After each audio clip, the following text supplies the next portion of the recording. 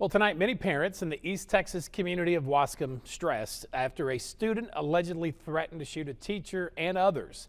A Waskom Independent School District teacher, along with several parents, expressed anger at the school district over what they think were poor efforts and responses to those alleged threats. KSLA News 12's Michael Barnes spent the day in Waskom getting all sides of that story. I had a student threaten to shoot me with a gun. I immediately turned that name, as well as the students who reported it to me, to my principal.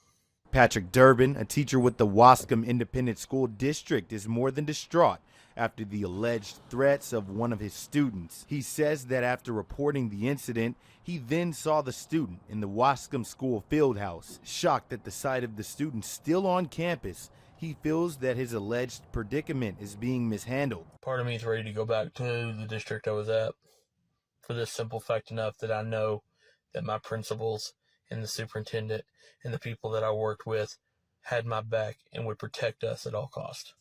After the threat was investigated by Waskom ISD, they sent out a message notifying parents that the indirect threat had been looked into and that no safety risks were evident at the time. Parents told me they're frustrated with the outcome and wondered why the student was even allowed back on campus the next day. I feel scared for my child and her classmates, her schoolmates. I feel like there was a safety threat this morning with a student that was involved in these threats being allowed on campus. They also questioned the district's approach in choosing when to notify parents and which ones they chose to warn. The lack of communication from administration to the parents is just bewildering, that they thought it only necessary to notify the parents of the 6th grade students when this is a mixed grade campus.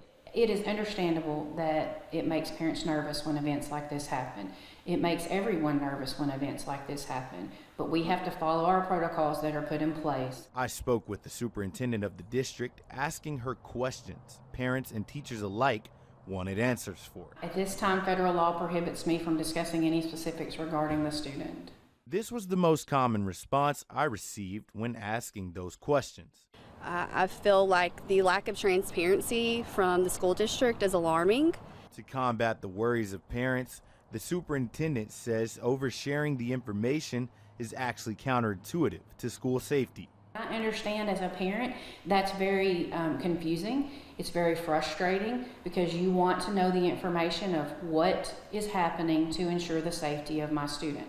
But I need them to understand that if I give them the information that's in the plan, typically when you have an event like this, it's someone in your community that comes back into your school. Some parents feel like the student is being protected more than the rest of the school's children. My child's safety is of my utmost importance. I understand that the said child in the situation has certain privacy laws and stuff, but at what point does his privacy laws supersede the safety of my child whenever she is in Waskom ISD? And what are we going to do about it? What are you going to do? That's what I want to know. That's what I want to know before I send my kid through those doors again. Michael Barnes reporting, KSLA News 12.